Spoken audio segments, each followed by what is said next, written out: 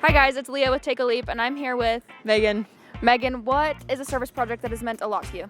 That's a really good question. I think one that comes to mind was when I was in high school, me and my church, we built like this whole fence to go around this church. I was able to participate in a service project where we collected hygiene products for girls, and then girls across the state of Idaho put hygiene product kits together, and we were able to donate them to high schools and middle schools that didn't have hygiene products. I went on a humanitarian trip and we helped build a school for underprivileged children, so that was really cool. That's super sick. Where was it? Dominican Republic. I helped make these tables for the nurses at the developmental center to make their work more efficient. And I don't know, just seeing the people smile was awesome. My complex, I live on like the 4th floor, and it's kind of a hike to get up. So like I feel like the residents there are always pretty good. Like if you got groceries coming in, like everyone helps each other out. So it's nice to have other people just grab a bag, you know, so that's nice. There are people around us that are struggling, that might not have enough, and that we should be willing to not only give maybe financially, but also give our time. Especially in a college town, everyone's so busy, so if you can just notice like the tiny things, that's kind of what makes the day a little easier. Those are the things that kind of mean something, you know. Amen. Appreciate it. Thank you so much. Hey guys, welcome back to another episode of Take a Leap. Today we're talking to Drew Goldston of whY-Serve. Yeah, Drew is the president of the Service Council at BYU. This is straight from just their website. It says 15 students are selected to serve on the Service Council. These council members typically have served in leadership positions in the Center for Service and Learning. The Service Council is responsible for training current lead program directors in leadership skills and program administration. Each Service Council member oversees 5 or 6 of whY-Serve's 70 programs. So, Drew, we are so happy to have you here. Thank you. I think whY-Serve is obviously, Leah and I are both BYU students, so it's something that we hear about, the Service Council we hear about. But, you know, for those listeners who aren't at BYU or maybe are at BYU but just don't know, maybe you're a freshman, what does the Service Council do? What are you guys up to? Well, first I'd like to say thanks. I'm glad that you guys have heard about it. The Service Council, just like you're reading there, it's generally the administrative side of service. Pretty much everyone is familiar with like volunteer service, and we value that, and that's why we have 70 volunteer programs. But because we have 70 volunteer programs, we need help on the administrative side to make sure everything's happening properly, like the students are safe, the recipients of the service are safe, everything like that, and that everyone's just overall having a good time. The reason that it exists, like whY-Serve in general, is to fulfill the aims of BYU to facilitate a desire for lifelong service in all the students at BYU. Yeah, that's super cool. When did you join the Service Council? It was April of a year ago, April 2023. And what motivated you to join the Service Council? There are a lot of reasons. So I was in whY-Serve previous to that, participating in volunteer events as well as on some of the leadership side, like a program director, and I was a lead program director as well. I actually applied my first year at BYU after being a program director for a little bit, and then I became a lead program director at the end of that year. And I was encouraged to by my service council member, just like you were saying, each service council member has 5 or 6 programs. So I reported to a service council member, and he was like, hey, this would be great. You'd be good at it. So I just was like, you know what? Sure. And I tried it out. I applied, and I didn't get in. Oh, no. And it was fine.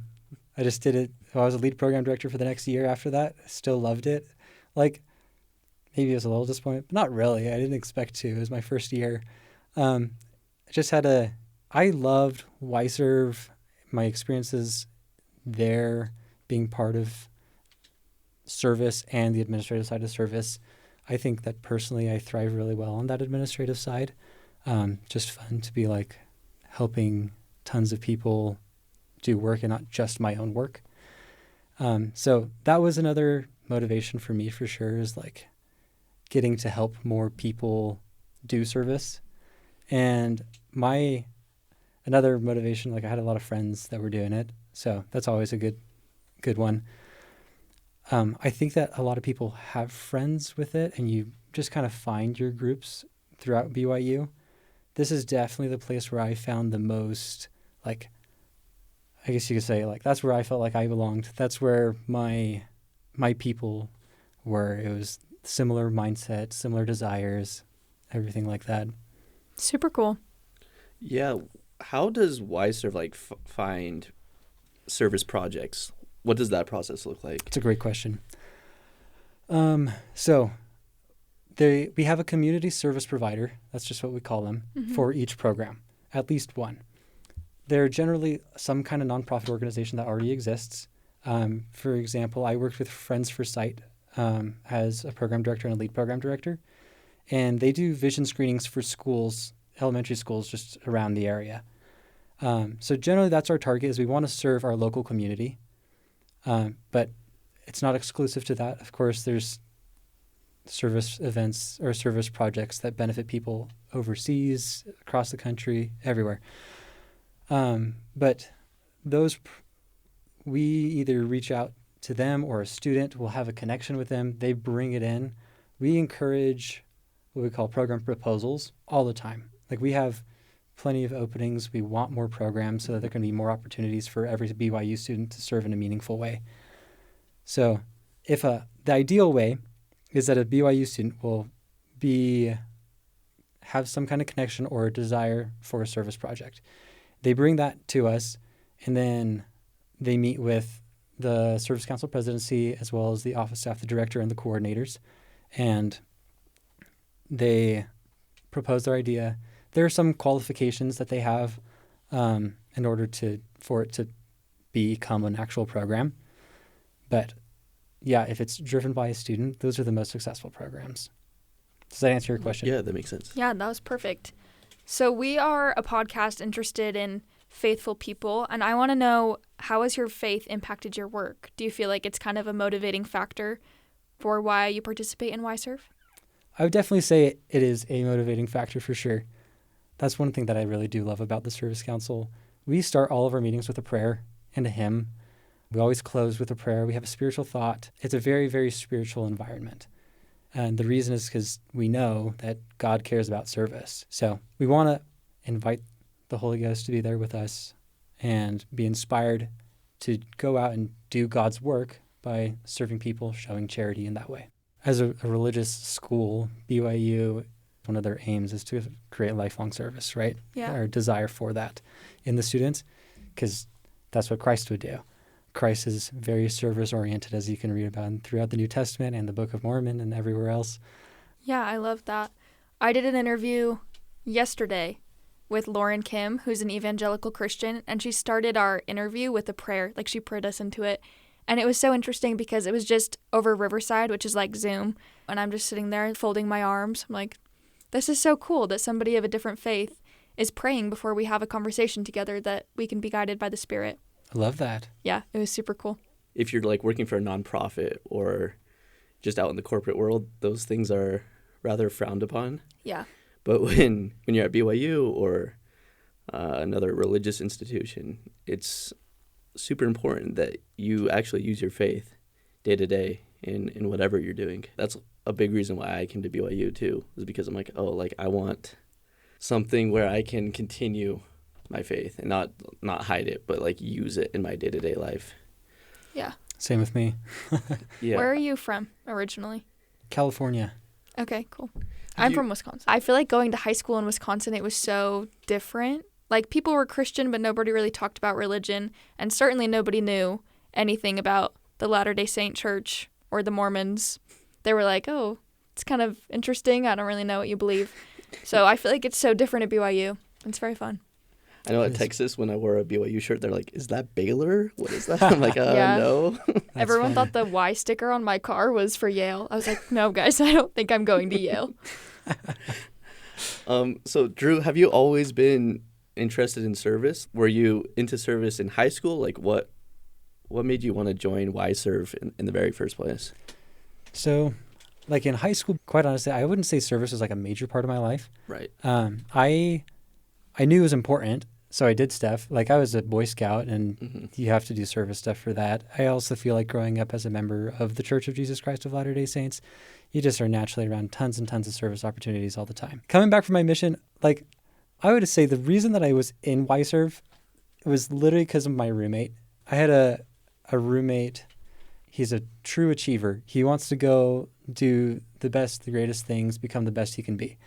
And he goes to find how he can be involved with the students at BYU. And he sees the whY-Serve office. It's in the fishbowl office right in the middle of the Wilk. He goes in, and they talked about opportunities for him. He just applied, got some program director position pretty quick. And then that program grew enough where he was like, hey, we need more help.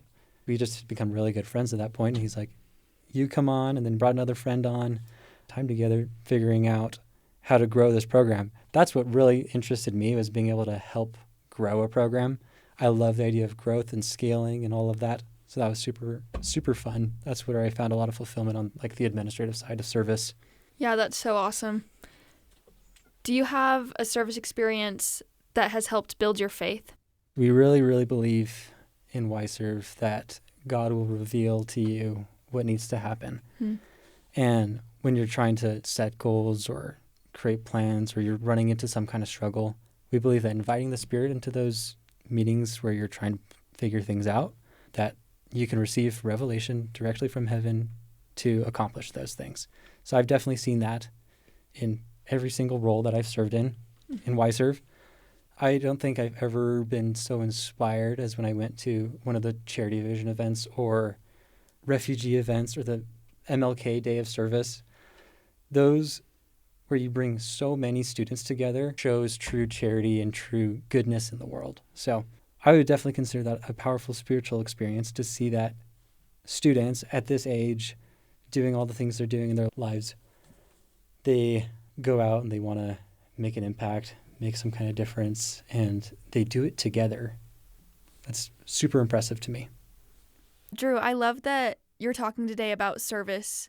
We haven't had an episode about service yet, but I think it's so important. For me especially, I like to serve with music. Last year, around Christmas, I went to an old folks' home with my aunt and uncle and my cousins, and we sang a few songs for like an hour, and then at the end we handed out candy canes, and people were very grateful that we came to do it. And when we were practicing, I was kind of like, is anyone going to come to this show? Will this be worthwhile? And if not, it's okay. Like, I'm still doing a good thing, and I know that. But just hearing from the people how much it meant to them made me feel like what I was doing was worthwhile and good. Yeah, I think it's crazy to me because I feel like, I mean, obviously we're at a university. There's a lot of busy people who have a lot of things going on in their lives.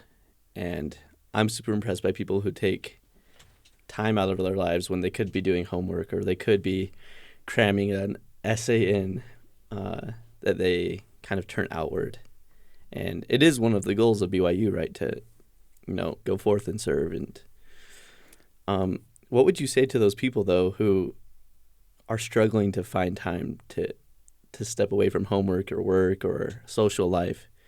I'm so glad you asked that, because just as you were talking about it, I was thinking how going and serving just brings the balance that we need in our lives. I've found for myself, for my friends, and then tons and tons of volunteers that have shared information with us, that the time is made for you. We all really do have the same amount of time. And by you going and serving someone else, you're multiplying the availability of time for people in the community that you're serving. For me, I don't think that I would be a good student or friend or anything if I didn't have this in my life. I always have to have something else going on. Otherwise, all I'm thinking about is school or whatever is going on at the time. But in this case, school. And I just get overwhelmed. Like, if that's the only thing to think about all the time, it really does throw an imbalance into my life.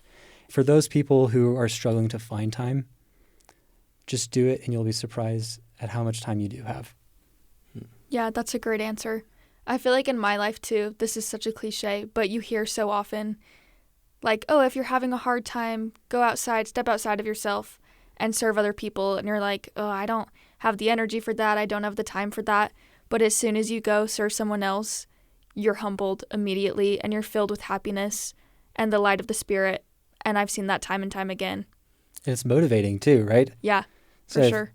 you're ever in a funk, totally go out and serve, and it just rolls the ball, gets the momentum going. I think one of the very first times that I realized that service was actually super meaningful, not only for the people being served, but for me as well, was in high school. We had this math of personal finance class, and throughout the whole month of December, we were like trying to do things like raise money and how to use your money for acts of service. And at one point, like the pinnacle of December, this is my senior year, and we would get together. We got some money. I think I put in like $100, which is still a lot for me because I'm a poor, broke college student. And we went and bought groceries and toys.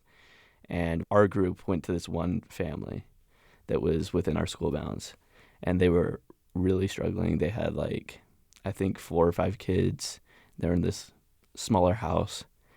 And the kids were just like overjoyed because they didn't know if they were going to have Christmas that year. And we were able to, kind of bring some light and joy. And the parents were super grateful because they didn't know if they could buy presents or even food, and I think we got like diapers and things for them too. And that feeling that I got when serving, and it wasn't even that big of a thing, right? Like I spent $100, I spent a couple hours of my day, but it had like such a powerful impact on me that even those small things can literally change other people's lives. That really hit home for me, just seeing their joy. Yeah, that's so cool. Is there anything that we should be talking about, Drew, that we're not getting to? I would like for everyone to know that there is a service opportunity for them. One of the reasons that we have 70 programs and we're trying to grow it is because everyone has the ability to serve in a meaningful way to them. It might not be going and listening to the stories in an old folks' home. It might not be literally hurting your thumbs, punching out the lenses of glasses, because I did that a lot. Yeah. But there are so many. Like I met people who wanted to get into construction and they started serving with self-help homes because they build houses. Or with the Friends for Sight, I met kids who wanted to go to optometry school. Like this is the most perfect thing they didn't even know existed.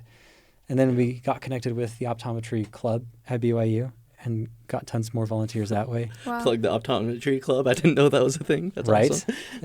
We have, like, BYU has everything. You just got to find it and find the people that are connected to it. Yeah. Yeah, so there's service for everyone. I love that. Thank you so much, Drew. I know you've got a busy schedule this summer.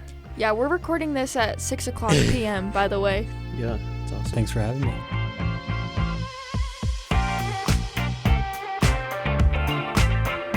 Huge thanks to Drew Goldston of Brigham Young University's whY-Serve for speaking with us.